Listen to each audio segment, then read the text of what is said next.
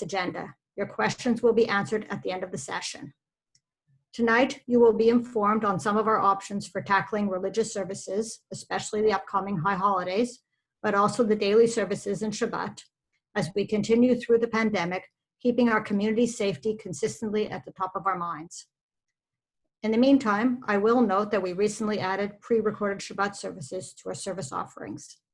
This newest initiative comes in addition to the many services, programs, and opportunities for connection on which our staff and clergy have been working tirelessly since the beginning of the pandemic.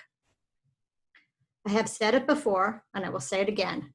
Thank you to Rabbi Glazer, Cantor Stotland, Reverend Tannenbaum, Executive Director Miriam Bensimo, as well as the entire staff and the board for their hard work in keeping us all engaged despite the circumstances.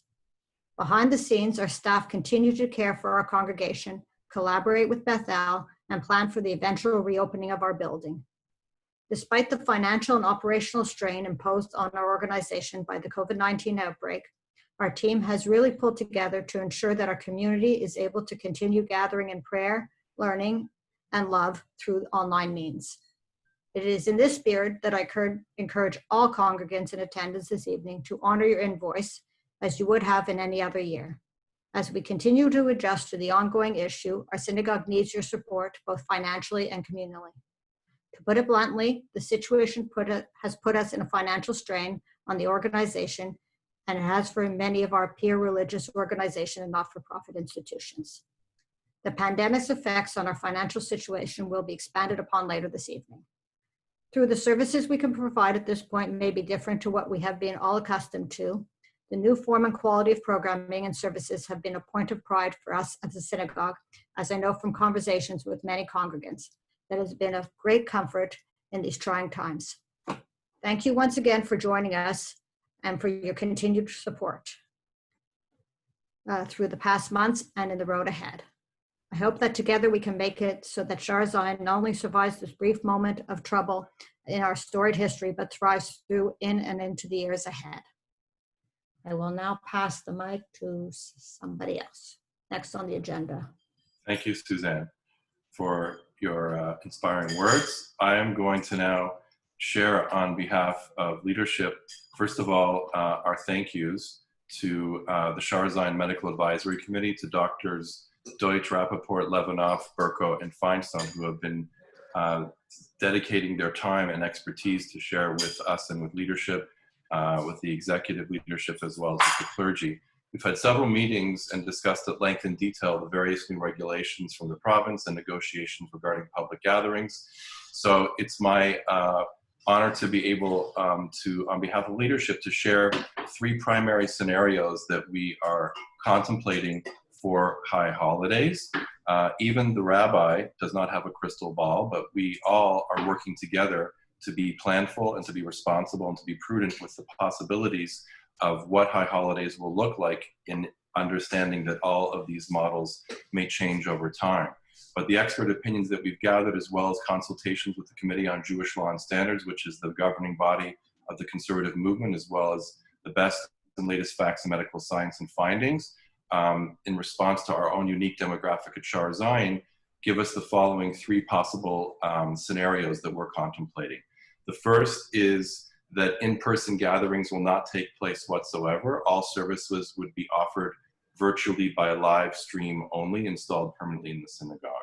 The second would be, a scenario would be very small gatherings permitted with on-site minyan with the virtual access. That means that in this scenario, permission would be granted only to have a minyan on site in a socially distanced and following proper protocol, with most of the community accessing the service electronically and taking into consideration the potential dangers of singing and shofar blowing. Even in a large room, there may have to also be health and safety motivations to keep this experience abbreviated and as brief as possible.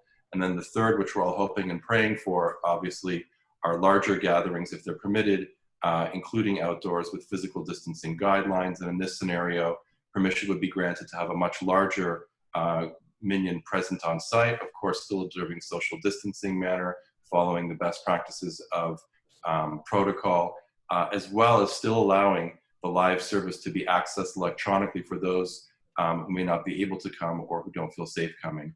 And once again, keeping in mind all of the potential challenges in terms of singing shofar blowing in a large space. Our main concern in looking at all these scenarios that we continue to look at weekly are pikuach nefesh. That is to say that the mitzvot of Judaism, including prayer in public spaces, are meant to be expressions of our Jewish life that are lived by and that are life enhancing and not life threatening. There will, regardless of whatever situation emerges, be a wonderfully inspiring high holiday experience, and we ask you to be open and supportive of whatever way that it emerges, knowing that we are doing our best to be able to adapt. The entire movement globally is doing its best to adapt.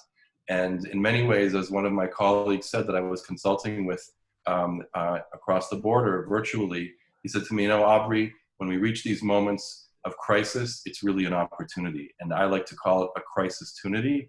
And there are so many creative things that are emerging now, chas v'shalom, that it has to come in this kind of pandemic situation. But we are stronger when we stand together. Even if we may not be able all to sit together physically, we are all stronger when we work on this together. And we thank you in advance for your support and your understanding. So we wanted to turn to a brief overview now of some of the programming that we are very proud of, that the cantor now is going to share with us. Some highlights. Good evening, everyone. We've been very busy the last few months. March 13th was the day that we shut our doors, and I actually would like to say that I'm so proud of our leadership and our shul. We were one of the first synagogues to close, to see the need to be safe and to be prudent, and we did not hesitate. And I think it was the right decision, and I'm sure you all agree with me. We were already in the talks of streaming services, which I know is a hot button topic and one that I'm sure we will address. And we were already talking about getting our website to be more interactive and to be a sort of cloud-based shul. These were already in place. Or these were already in the works. But the pandemic shifted this into overdrive. And I have to say, within a matter of days, we were completely online. We started, of course, with daily services, which continue to be online every morning, every evening, and through Zoom. And we also started with musical Kabbalat Shabbats and sermons every Friday, which are certainly the highlight of my week, which are extremely well attended, and I hope bring a lot of spirituality and a lot of joy to you all. And if you haven't checked it out yet, please do. Recently, just as Suzanne said, we started pre-recording Shabbat services and airing them because of the demand. People really wanted a Shabbat morning experience, and while we aren't allowed back in our sanctuary together just yet, the clergy felt the importance of providing that experience for you. So that is available each and every Shabbat. Of course, all of our pastoral work hasn't missed a beat. Funerals have gone on. Shivas, while unfortunately cannot be done in person, have certainly happened online or through phone calls and through constant attention from us all. Yisker services also went online, as did all of our religious services, not least of which was our drive-through Pesach Seder, which was extremely well attended, and I have to say a lot of fun. We did a few memorable ceremonies, both for Yom HaShoah and for Yom HaZikaron. Yom HaShoah, of course, featured several Holocaust survivors, including Teddy Bulgar speak, and Yom HaZikaron had worldwide messages, literally from around the world, and of course, our beloved state of Israel. And I'm happy to say both those ceremonies had hundreds of, well, I should say over 100 views live while it was happening, and then within a matter of a day or two, they had several thousand views each. Of course, Shavuot went online as well, our afternoon of learning, where each and every clergy member including Rabbi Moses joined us as well.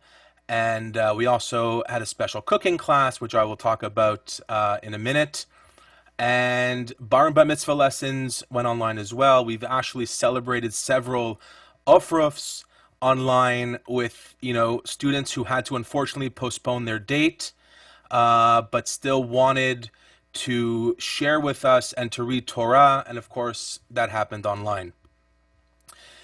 Shar Zayin, with the help of CJA, opened its kitchen to Zera Cafe, which is headed by Eve Beretsky, and we are beyond proud to say that we have prepared over 3,000 meals for the vulnerable people in the greater Montreal community. And of course, we are extremely thankful to all the members who helped come prepare the meals and to oversee all of the meal packaging. We're currently on our third round of phone calls to the entire membership. Now, just to put that into perspective, that's a few thousand phone calls.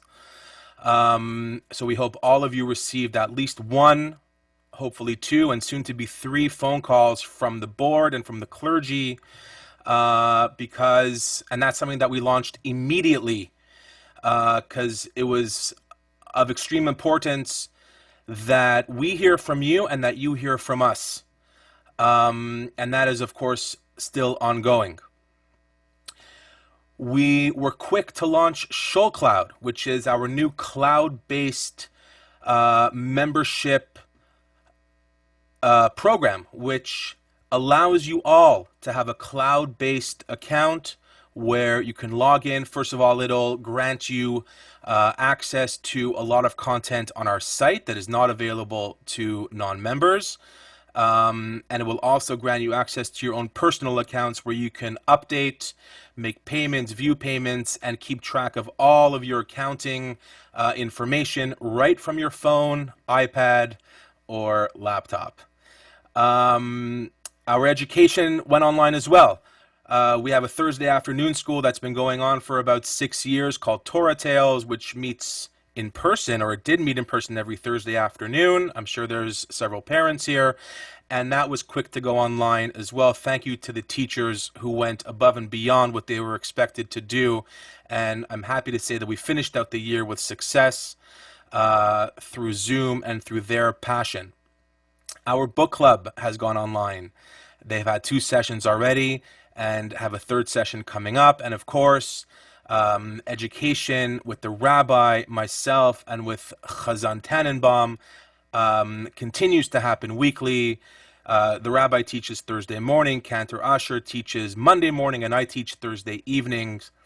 And of course, all this, and we, of course, have our eyes towards high holidays, which I'm sure you all do as well. And I just really want to assure everyone that we are working tirelessly to put forth the best solutions and the best implementations, and that these are all happening, these are all in motion, and we will ensure a spiritual, a musical, and certainly a memorable high holiday service for us all.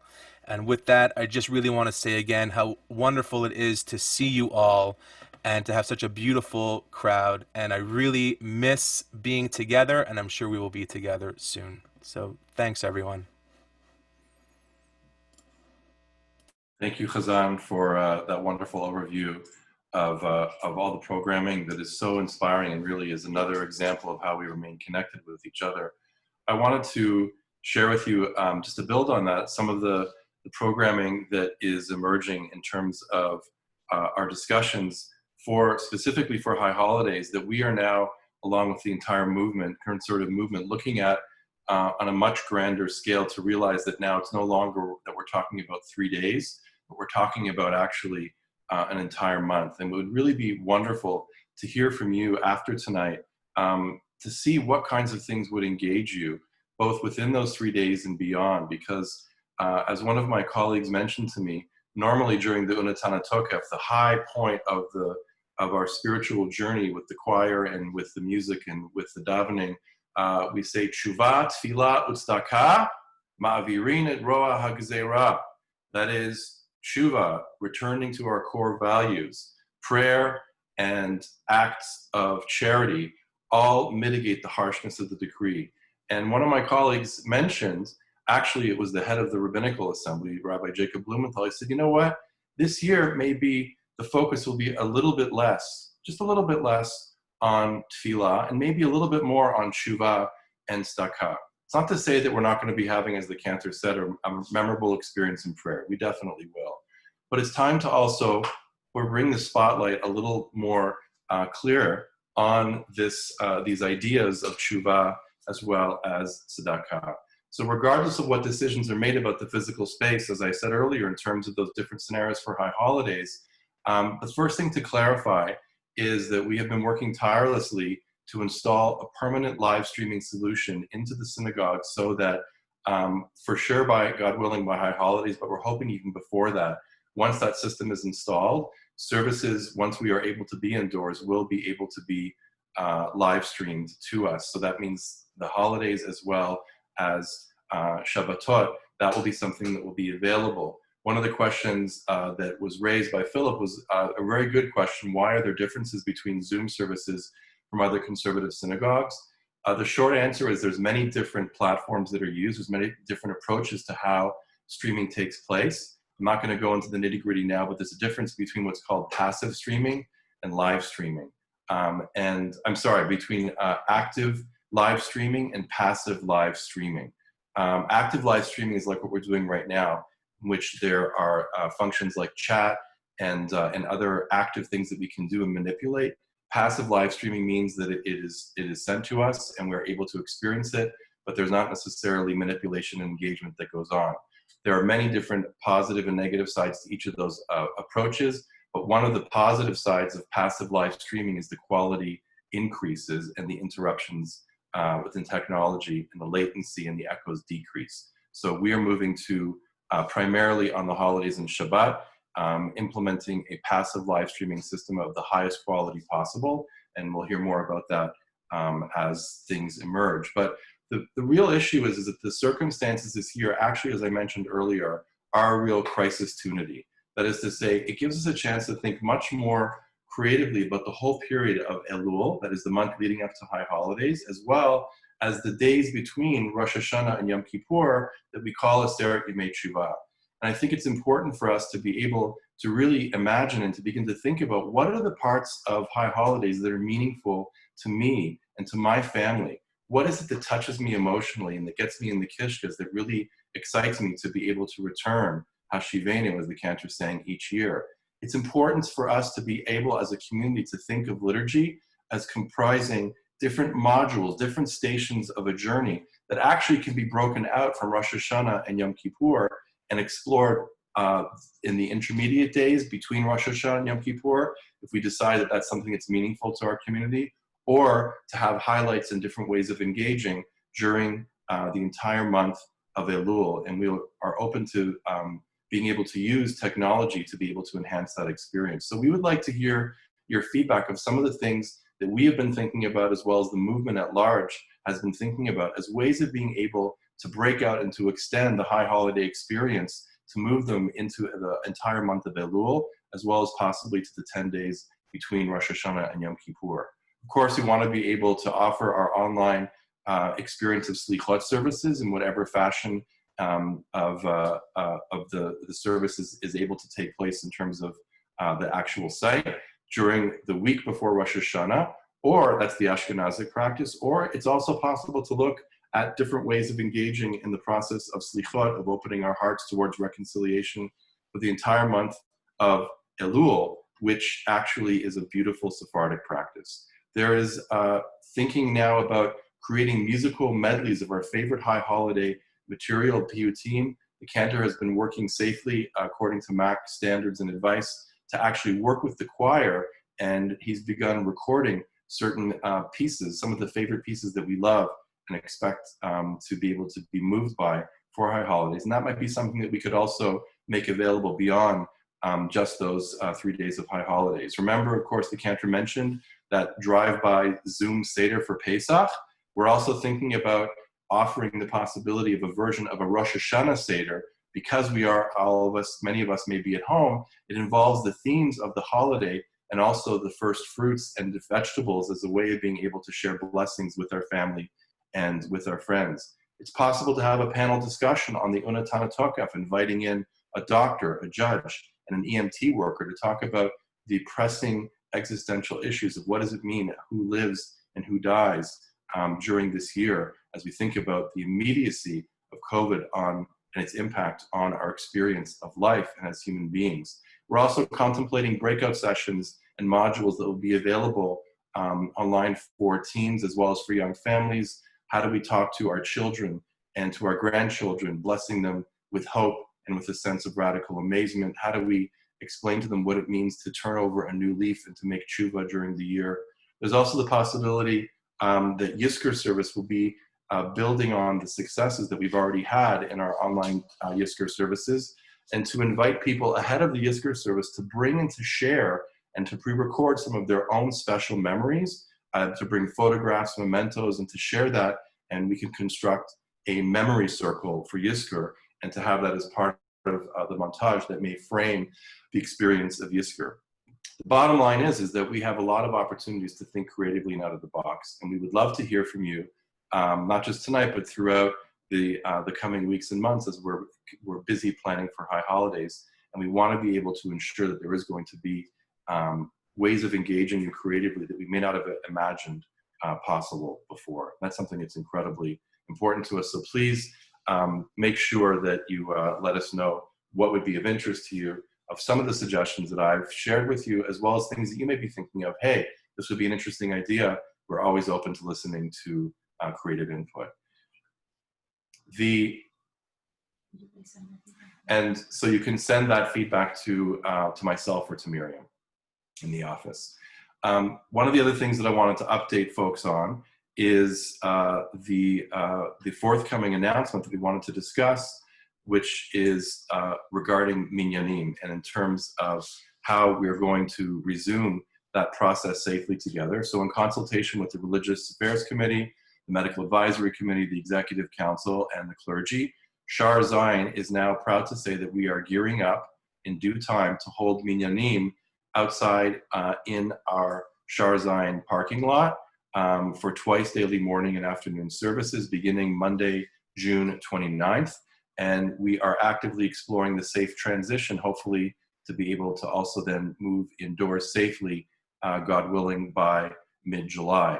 Of course, to be able to attend services outdoor or indoor, one must be entirely free of any COVID-19 symptoms, not have been in close contact with someone who's recently or currently displayed any upper respiratory or flu-like symptoms within the last 14 days, and has not traveled outside of Canada within the last 14 days. We are doing everything that we can to ensure that anyone who attends our services affirm that they are completely healthy and have done everything to minimize their possible exposure. And of course, we have to protect our most vulnerable by limiting attendance by age demographic. And so we are strongly suggesting those over the age of 70 or in a high-risk group, diabetic, high blood pressure, heart or lung disease, to consult with their physician, but we strongly are discouraging people in those age and stages to attend. But we will, of course, be able to have and to continue with Zooming during the week, as well as once we are installed for the permanent live stream to be able to have that as well. Those attending services agree to inform the clergy if you're subsequently diagnosed with COVID-19.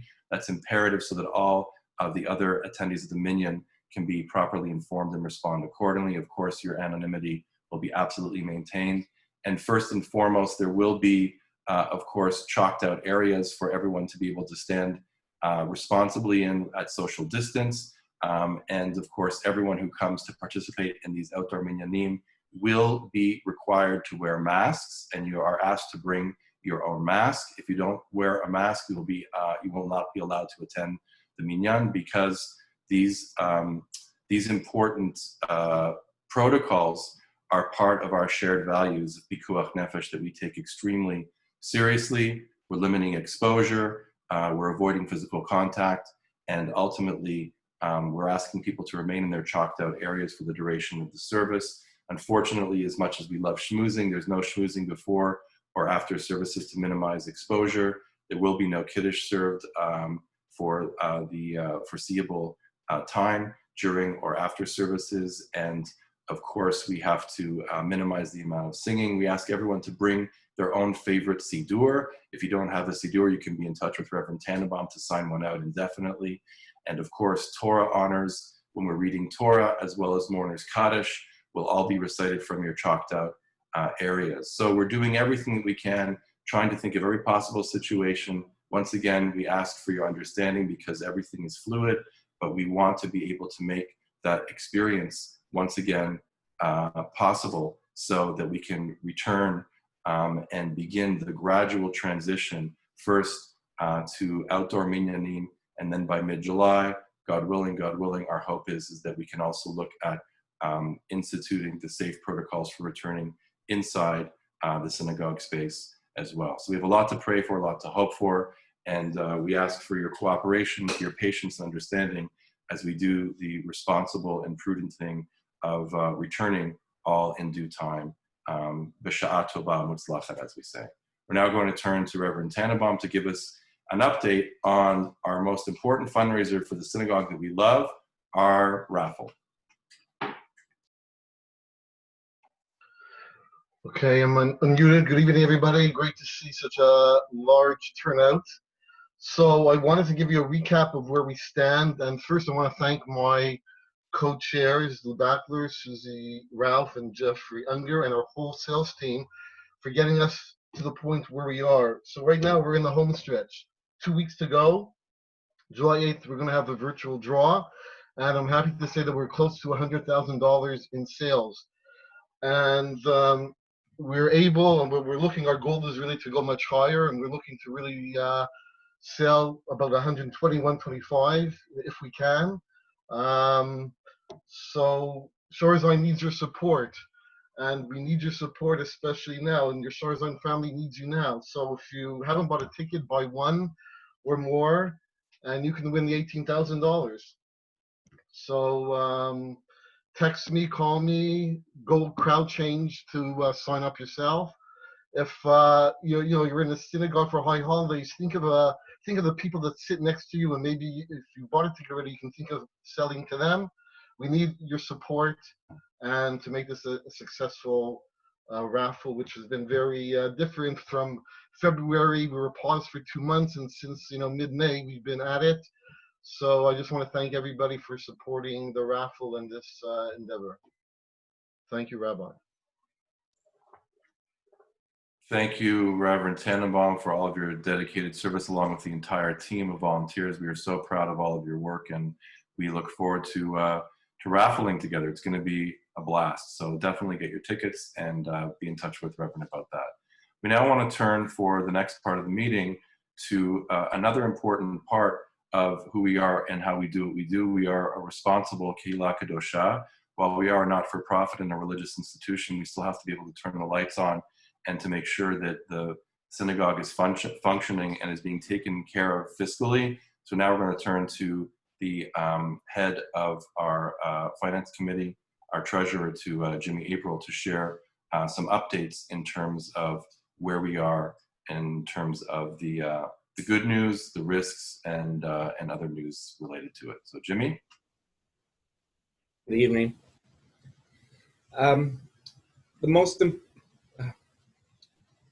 The effects of the pandemic are definitely going to take a significant toll on the finances of the synagogue this year. Up to now, the rabbi has talked a lot about the limited of the events that we could hold at the synagogue, and even though we're doing as much as we can online, when services open, again, will be limited, it makes it tougher to collect on our membership fees. It makes it more difficult to some members who only might come 3 times a year when the invoices came out last week to commit to pay their bills. And many members have been experienced financial hardships as a result of the pandemic. So finances are definitely going to be difficult in the coming year. The synagogue operates on a budget of close to $2 million. And for the coming year, we expect that to be very difficult. We have done as much as we can to cut our expenses. We're cutting back on some of our shul programs. However, there's some that we have to increase on to offer a lot of the online services. We have to make investments in audiovisual equipment and other things that we didn't have in the past. We have cut our salaries significantly for the coming year, which included temporary layoffs, some positions that are not going to be filled, that had to be filled, as well as there's been cuts on salaries from top to bottom at all levels. But as the rabbi said, the building still has to stay open. Our maintenance costs are significant, and upkeep on the building are significant costs, about 50% of our costs. So and those costs can't be cut. On the revenue side this year, we anticipated a revenue decline, but we're hoping that all members will make as big as a commitment as possible. Of the $2 million budget that we operate on, about 60% of that comes from seat and memberships.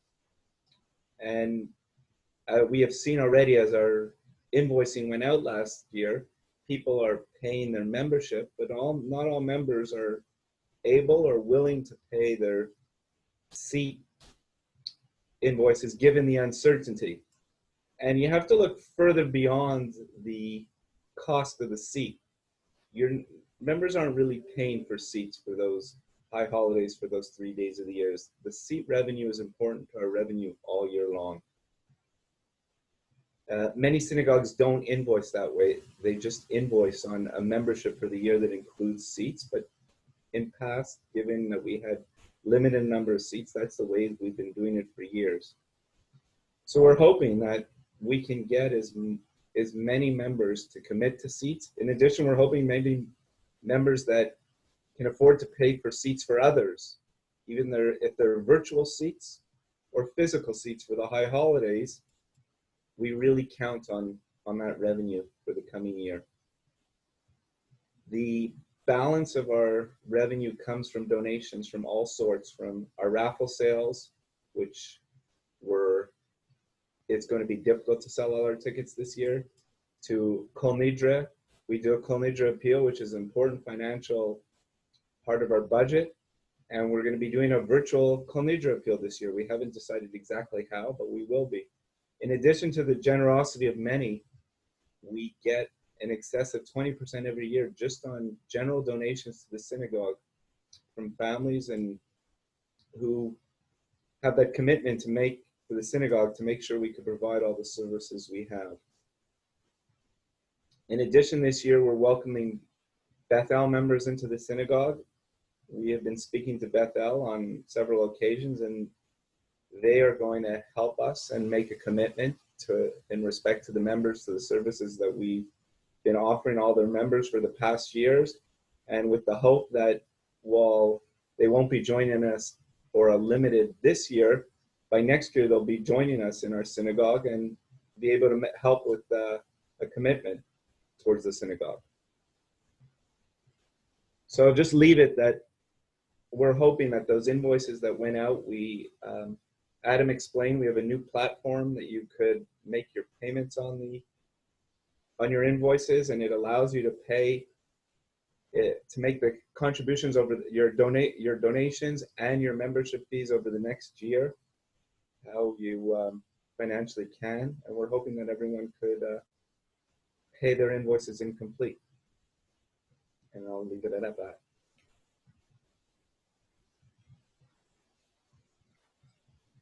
Thank you, Jimmy, for all of your tireless work as treasurer. I'm sure you never imagined, as Monty Python used to say, no one ever plans for the Spanish Inquisition, and I'm sure you never planned for this pandemic, but we're grateful to you and to your committee for all of your tireless work. Thank you. I want to remind everybody, before we go to address some of the final Q&As, just in regards to the outdoor minyanim, if possible, bring your favorite folding chair with the beer cooler on the side.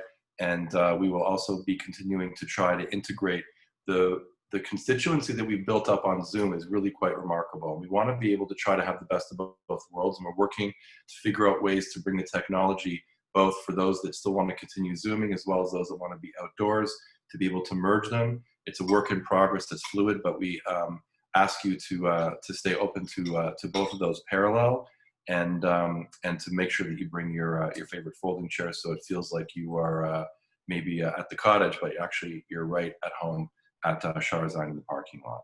We're now going to turn to Miriam, who is going to, to Suzanne, who's going to share with us any other questions that have come up. There's a lot of questions in the chat, which are amazing. We have reached our capacity of our Zoom subscription of 100, which is incredible. We were expecting 25 people, and in great Sharzine fashion, we love to be surprised and to see you, and it is amazing to see so many caring members of our community that are here. So I'm just looking to Suzanne, to Miriam, and to Ken to see if we have any other questions before we conclude with our follow-up for this evening.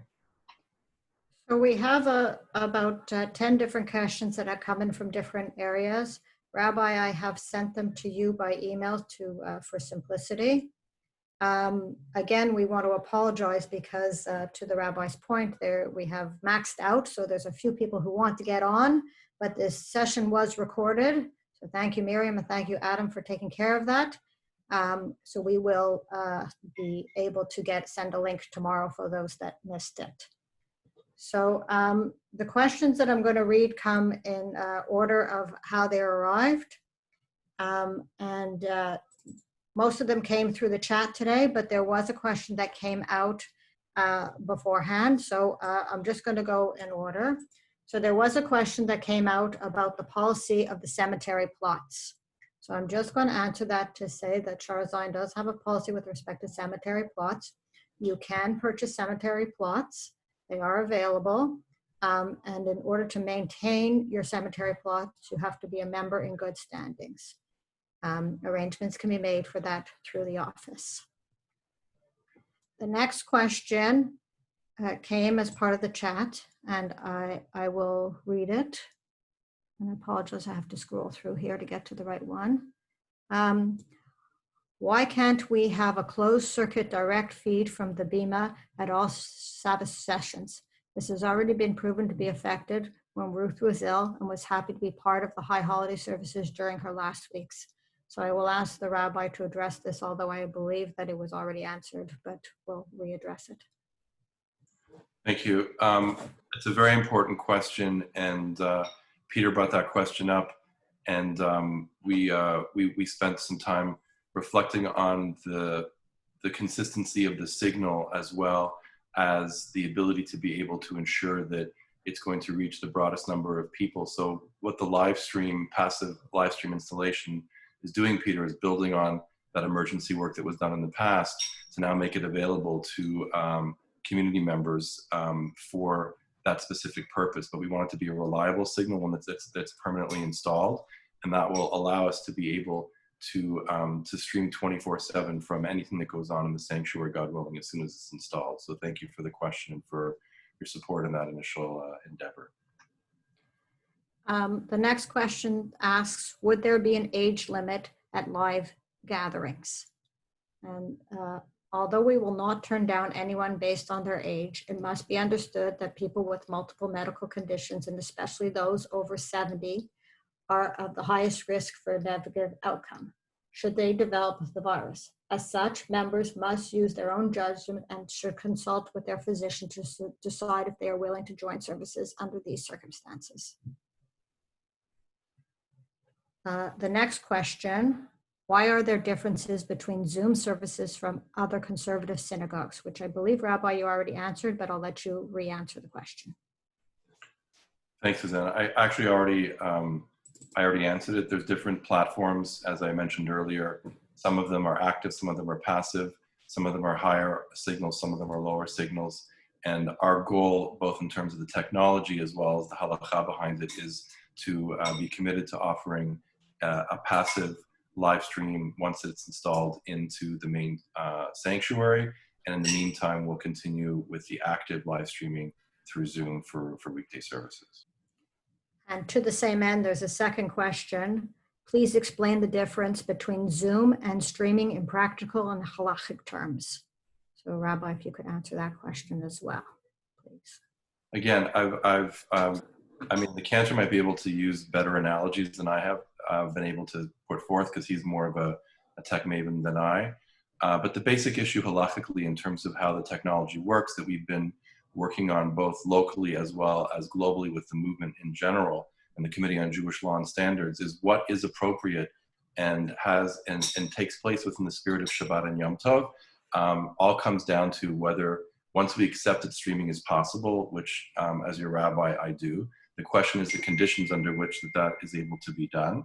And the passive platform does not encourage active manipulation. So people aren't sitting and texting and chatting and moving around and manipulating all of the technology. You come into it on a timer and it's available to you, and you can feel the spirit of rest and relaxation and not all of the manipulation and the commercialization and the burden of technology. But the technology is meant to actually free us to have a spiritual experience. It's a very, very challenging, nuanced situation, and we're trying to be as progressive as we can while staying true to our halachic ideals, which are constantly evolving, both globally in the movement as well as locally within our synagogue. And that's really the difference, is that what we're doing right now with all the chatting, with all the manipulation, when I go over here now, for example, and I take myself out of the spotlight and I put Suzanne and I pin her video, all these things are acts of manipulation that we do not feel is in the spirit of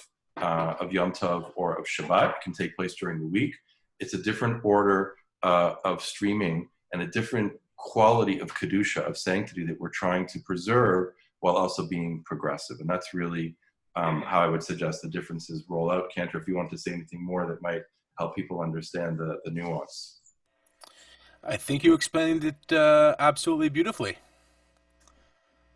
And if anyone didn't understand, they can perhaps contact us offline.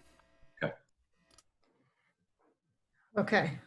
So the next question comes, at what point in the summer will you be finalizing your plans and informing members about high holiday services? As we know from the past 3 or 4 months, things change ever so quickly. So we are making plans right now for everything and anything. We're hoping to have a final plan by 30 days out, approximately, but obviously being cognizant of if we need to change, we will have to change based on the circumstances. Okay, the next question comes, if you do outside, will there be Zoom services? And Rabbi, if you could please answer that question. Yes, as I mentioned earlier, our goal is to be able to integrate both so that we will have a camera that is mounted or on a tripod or held, depending on which technology we can get together quickly enough. We're working on that right now, so that there will be a Zoom component for those that want to be able to Zoom in, like sitting in your home right now with the group that's out in the parking lot. The goal is to be able to provide that. Okay. The next question. Do we have, or does anybody know about any members who have already been infected and have recovered from COVID-19? Unfortunately, we're not able to answer that information. That's confidential, and we're not able to discuss that publicly. So unfortunately, we cannot answer that question. The next question. On a percentage basis, do you know how many members have paid their invoices this year as compared to last year when the invoices went out? As per tradition, there's a lot of people who wait to the very last minute to pay their invoices, and we are strongly encouraging people to pay them sooner. Thus far, we have heard from about 10 to 15% of our members. That's certainly not enough, and we hope to hear from more. From a percentage basis in comparison to last year, I don't really know. We need people to work quicker, obviously, for obvious reasons. But I don't have the percentages, and I do apologize. We can perhaps get that at a later date. The next question, can we upgrade our Zoom licenses to allow greater than 100 participants? That has already been done. That's in the works. And just to reiterate, tonight's session has been recorded, so it will be played out. And we again want to apologize to the rabbi's point. We had about 50 people RSVP'd and suddenly we maxed out. So apologies to those who could not get on. The next question, what will be the security fees this year and how are they broken down? The security fees remain consistent with prior years.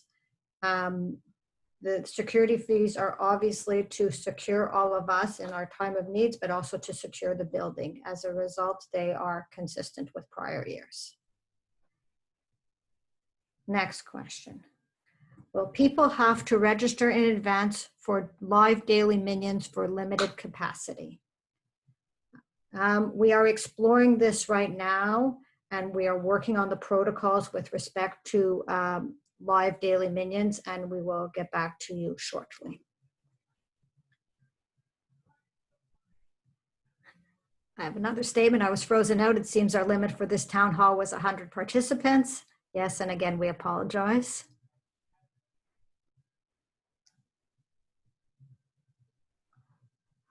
Next question. Should we go to live streaming, whether active or passive? Will you arrange for thousands as this town hall has 100 limits? Yes, we will be using, to the point, we will be using another platform for purposes of live streaming to allow for more people, and we will explore that.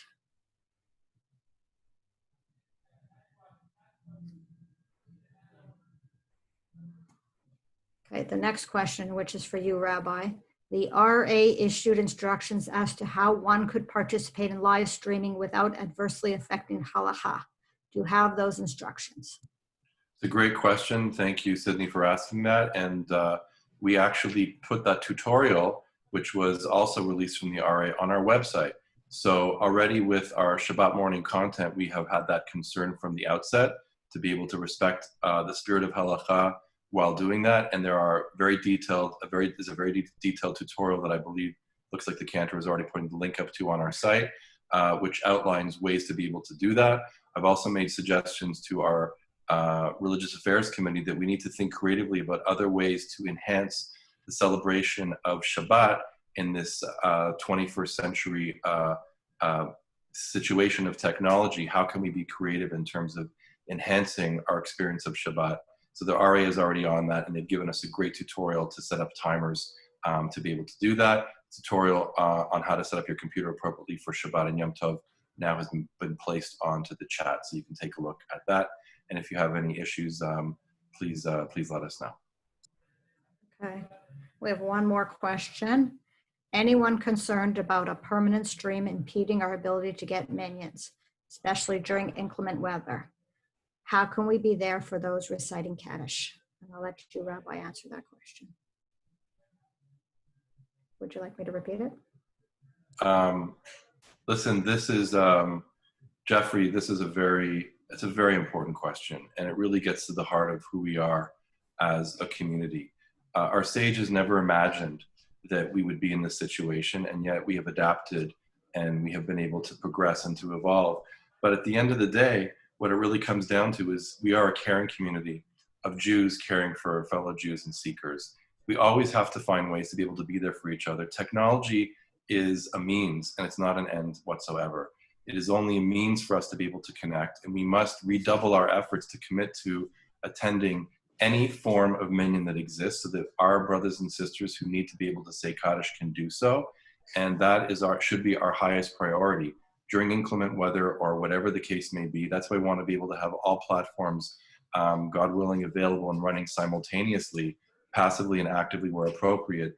But our goal, once it's safe, is to be able to have that minyan on site. And when that happens and when all the protocols are followed, our hope is that you will respond by being one of those committed minyonaires on a rotation based on health and safety to ensure that we can do that both on site and off-site. And that really gets to the heart of the matter. We are a caring community. We're a Kehillah Kadosha.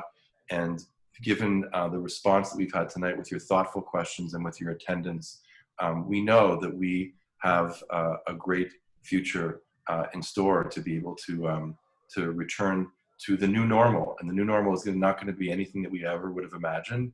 But as I said earlier, When crisis hits, it's an opportunity. This is a crisis opportunity for us to come together, to be stronger than ever, whether we're physically sitting together, whether we are at social distance sitting together, whether we're wearing masks, whenever we stand together and whatever fashion of sitting together we do, we are stronger together. Michael, L'chael, this is our hope and this is our prayer. Okay, so Gila, can we unmute Gila, who would like to speak ever so briefly about minions as well?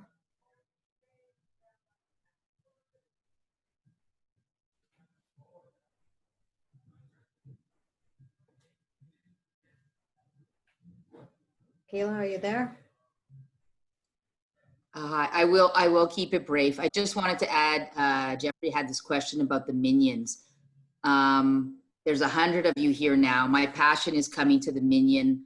I've been coming twice a day for 110 days or whatever we're into it. I'm just going to ask you all that, you know, it seems that our minion, our saying Kaddish when we've been here on Zoom, we say it whether we're 9 or we're 8 or we're 10 or we're 12, and we get between 9 and 20 people for a minion. And I'm asking you, there's 100 of you here. You know what? We're going to continue to Zoom. We're starting on Monday to have. We're going to stand outside twice a day at shul. But for 110 days, we have been coming here to Zoom to say Kaddish and pray twice a day. Come. It takes a click of your computer and just join us. It's beautiful and it's relaxing. And when we start up outside, try and come once a week. Twice a week would be amazing, but there's 10 opportunities from Monday, or I guess if we eliminate Saturday, there's how many? There's 6 days times 2, there's 12 days. Please come and join us. You know what? You're doing a mitzvah for those who are saying Kaddish. There's people dying, and there's just people saying Kaddish for the year. And I'm just asking you to zoom in, because that is a no-brainer, or to please come and stand outside during this time. And I have my Thursday nights. I have cocktails during Zoom. Please join us. We all bring our own drinks. So that's really fun, because I'm just like a barrel of entertainment. But, you know, Jeffrey said, how are we going to do it? Just show up, whether we're standing outside in the backyard or the front yard or whatever, or you click on your computer. Please help us out. That's all. It's not so brief, but thank you. Okay, thank you, Gila. We have one more question that we can take. When Beth-El sold their building, they received a lot of money. Will any of that money flow to Shar Zion? That is not a decision for Shar Zion, that it is a decision for Beth-El. We have a collaboration committee that is working very strongly with Beth-El, and God willing, they will be joining us and being part of us. But for now, that's not our decision to be answering. I believe that's the end of the questions for tonight. If ever there are other questions, please feel free to reach out to any of us via all the email addresses that you have, or via Miriam, and we will be glad to answer any of your questions. Over the next few months, the synagogue will be in a better position to assess whether it has been able to successfully overcome the potential challenges that it is facing, or whether the situation has become more difficult and uncertain. We hope and plan to reach out to you at that time to provide you with an update. In the meantime, we encourage you to pay your synagogue invoice when you receive them, as well as asking your friends and fellow synagogue members to do the same and start thinking about Kol Nidre. What can you do for the synagogue you love now in advance of Kol Nidre? And Life and Legacy, sustaining support through seats, helping a friend for high holiday seats, raffle, and the Shar Zion is always there for you, even if the doors are closed. Our hearts are open and connected always. Please pay all your dues forward now, and if you can buy an extra seat to help a friend, please do so. We thank you all for your interest and commitment to Shar Zion, and for taking the time to join us tonight. So we want to conclude with a song, because there's so much to celebrate, and the cantor will take us out the way he brought us in with the words of Hashivenu. Hashivenu means let us return. Let us turn again towards the place that we love. You can see that my CGI is always turning towards the main sanctuary in Shar Zion. Even if I become disembodied, I still want to be able to be sure that I'm in the Shar Zion sanctuary. And we send our love and blessings from space, from the memories, and from the future memories that we'll continue to build together. Michael, L'chael, Hashivenu. Let us return in health. Let us return in strength together as a Keilah Kadosha.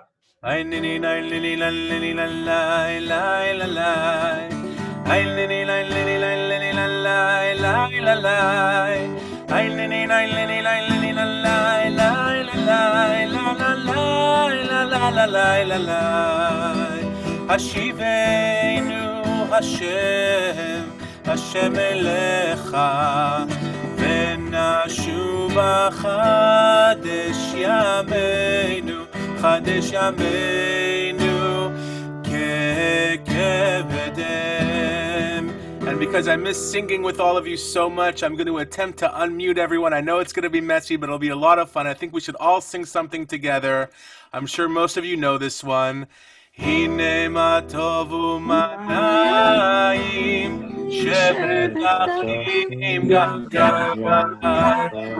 הנה מה טוב ומנעים, שבת אחים גם יחד.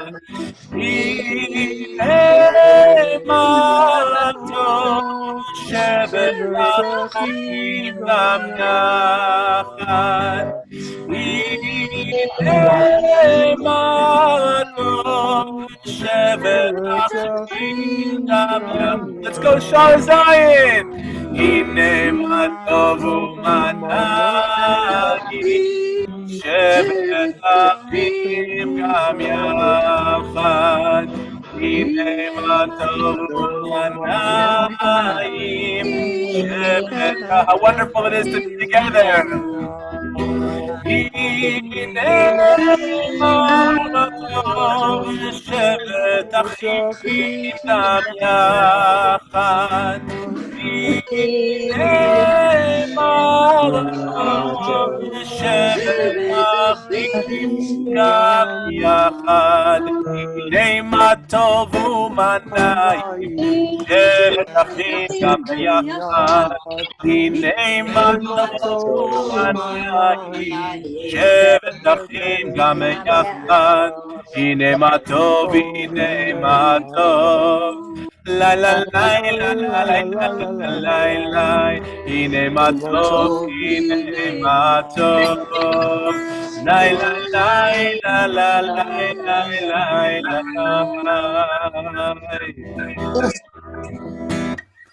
And soon it'll be without latency. Erev Tov, Kodesh Tov, good Kodesh of blessings. We love you and miss you, and we send all of our blessings. Hi, everybody.